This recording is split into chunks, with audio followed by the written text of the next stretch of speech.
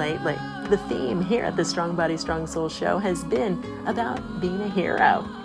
Sometimes whole organizations can be the hero, and they can allow the people who help volunteer to make it function get to express themselves, get to express their own superpower strengths. I'm welcoming Larry Laffer to the show right now. We're talking about one of my favorite subjects, food. Before we get started, I just want to mention, sometimes we have preconceived ideas of who people are and what they can offer, or we think some don't need help because it's not obvious. I want to thank my mom for being so supportive and compassionate. Over the years, we haven't known where I am supposed to be going, but my passion is helping people like Larry, organizations like Manna, get some visibility to help raise awareness for difficult subject matter. So we're going to be talking about people who need help getting food, especially in this pandemic. I hope you enjoyed this interview. Thank you, Larry Laffer, so very much for spending some time with me. Here we go. Hello, everybody. Hi, I am Maria. Thank you so much for being here with us right now. I have Larry Laffer with me right here. I wanted to talk to him. He's on the board of the Manna Food Bank in Conejo Valley. What we are about to talk about is specific to Southern California where we live, but what we are going to be talking about may affect you in your own community wherever you happen to be. So I'm really excited to talk about food, one of my favorite subjects. Larry, how are you today? I'm doing well. How are you, Maria? Great, great. You know, I was just at the Manna Food Bank the other day. I have to admit, I haven't been there before. And I love it, how much work those people are doing right now. It's so needed during this pandemic time period. We tend to forget. We kind of are in an affluent area, to be honest, and we forget that there are people around that need food. Right. So how does Manna, how long has Manna been around? Tell us a little bit about what Manna is. Manna started in 1971, so it's been around a long time, and it was begun with the mission of feeding people in the Conejo Valley who might be at food risk, and there are more than you would think. And you're to your point, it is an affluent area, and most people don't equate the kind of neighborhoods we live in with people who are at food risk, and they're there. They're definitely there, and it could be your next door neighbor, and you wouldn't know it. I was going to say they're not even homeless people necessarily. They're people with kids in the school districts that need lunches provided for them. They are families that are working a couple of jobs and still are having a hard time feeding the kids.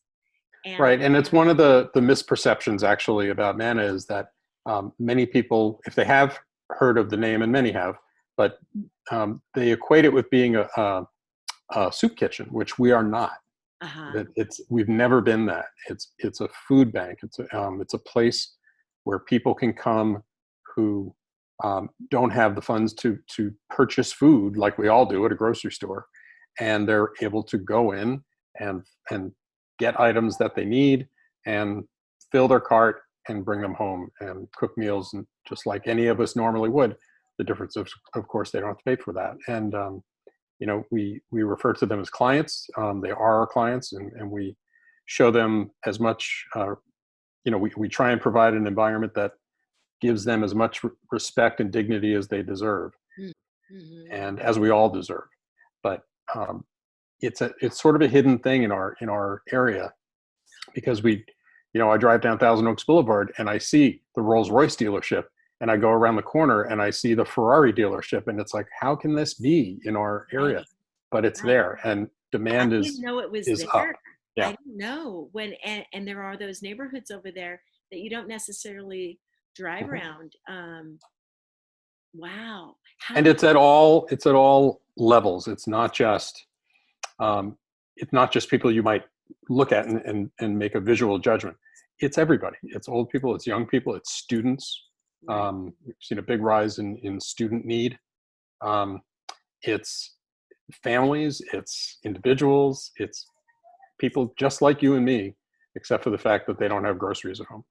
Well, how do people who need the groceries find out, and how do you know that they are in need? How do they Uh, become part of the program?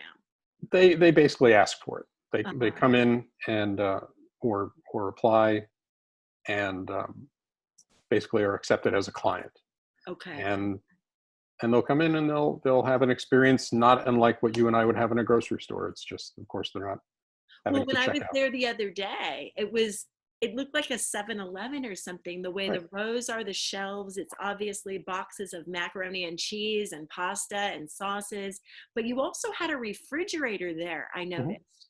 Tell me about the perishable items. How does that work? Sure. So Manna gets food donations from all sorts of places, from restaurants, from grocery stores, um, from cafeterias, places that have excess product that they can't use and we can. Uh-huh. So they make that available to us, and then we are able to refrigerate it. We do have refrigerated storage. Um, you only saw a fraction of The Manna. refrigerator was pretty empty, I have to say. And it just reminded me, we've been in this quarantine in Yeah. place order for a couple of weeks now. I can imagine that the restaurants and grocery stores, the shelves are getting pretty sparse already. They probably don't have a lot of extra that they're giving Manna like they normally would. Right, and that means that we have to purchase food on behalf of our clients. Uh-huh. So we will do that with donated funds, and in normal times when restaurants are opened and grocery stores are doing kind of normal business, it's a very different picture now, where we don't have those restaurants that are able to donate food to us. We have to go out and buy that stuff, and Right. so financial donations are really, really in need right now. Well, So I yeah. think it's kind of fun because when I first met you, you were talking about Manna. It's Mhm. been, more than a year now, probably, that I've known you. And I remember you guys doing the wine tasting event in Westlake Village, which was Mhm. so much fun and such a great way to buy the tickets and have wine tasting. And it was bring a bag of food. People aren't doing that right now, of course. So, Yeah, how, yeah, I it's mean, tough. yeah, because fundraising events were part of the activity that nonprofits do. Right now, how are you seeking out? How can people help? Well, we're just trying to get the word out to people who have donated in the past and let them know that it's very easy to swing by the food pantry and donate. We do have volunteers on staff, and staff members there who can literally come out to the car and pick up your Right. food from you. Um, we're open, 5 days a week to accept food donations, and we just want to get that message out to the community that it's really easy to do, it's safe to do, and if you went to Costco and stocked up on canned goods and non-perishables, and you have a case of elbow macaroni sitting in your garage that you may not use, it Right. would be a great thing to be able to take that over to Manna and drop it off. Well, let me tell you some of the stuff that I took over there just the other day. Prior to the quarantine, I was supposed to go on a robotics trip on the bus with 50 high school kids from LA to Flagstaff, Arizona for this huge tournament. So I had Right. bought cases of granola bars and stuff. And then, seriously, the weekend that it was supposed to take place was when the quarantine hit and everything got Hmm. canceled. So, of course, I'm looking in my garage thinking, we're at home, first of all. So we're generally not opening little individual package of things. Also chips, one of those huge cases of individually packed chips that would have been perfect for the teens on the bus. But I'm sure Manna can use those, and we can go and buy our own chips, a bigger bag, and share them with our family for individuals shopping at Manna. I was Hmm. thinking that would be helpful, and it was so nice to look at the list that Manna provides. Obviously, pastas, rices. I have to tell you the truth, though. There's no rice in my market. So I can't even get rice for me right now. So Yeah, it's staples are getting yeah, harder to find. So again, if there are people out there who stocked up at the beginning of the COVID problem and maybe purchase things that they thought they might really need or want, and they realized that they maybe overbought a bit. right. It would be a wonderful use of those products to bring them by the food bank and Right. drop And I them off. was talking to somebody the other day, and just as far as food supply goes, the problem right now is transporting it Mhm. from location to location. So I think it's really important that we remind people that we are not going to starve. You know, in Yeah. our homes, so often we think we need to have choices. What are we going to have for dinner? And we open and we have like 10 different kinds of pastas in there. Right now, if you run out of penne, chances are there's going to be more in the store 2 weeks from now. So it's Mhm. okay to give some away. It's all right. It's coming. It's Yeah. just slower. So the fluidity of the market supply is a little different right now. So that's something important to keep in mind too. One of the things we gave the other day too was a case of refried beans. Mhm. It was a Costco sized case. I had two of them in my garage.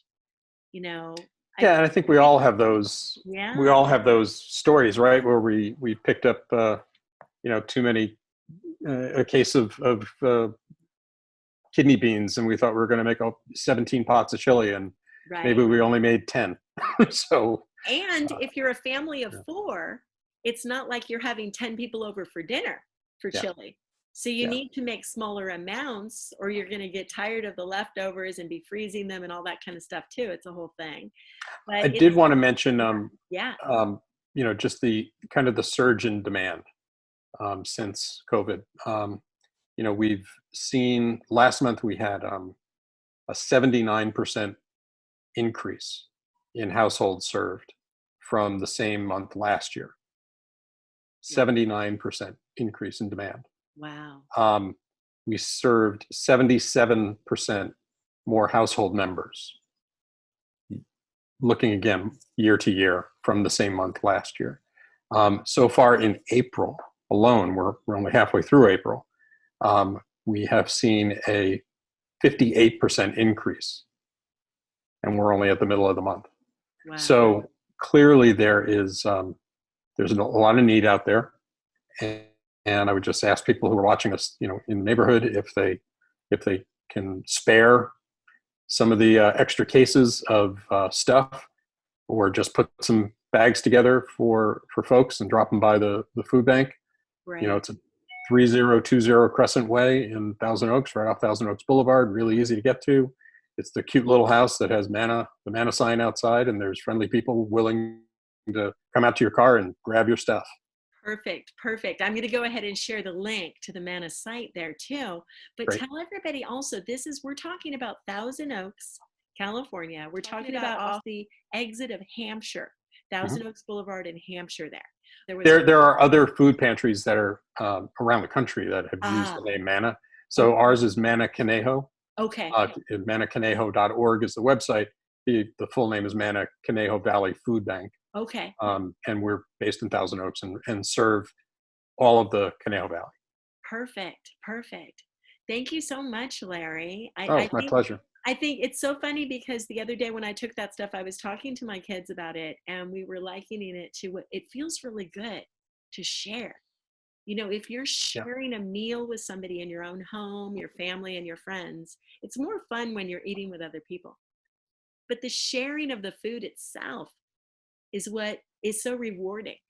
So, and sometimes when we're in a situation like this, we have such high anxiety right now. A lot of people are accidentally hoarding things because they're Mhm. worried. And that is so natural, of course.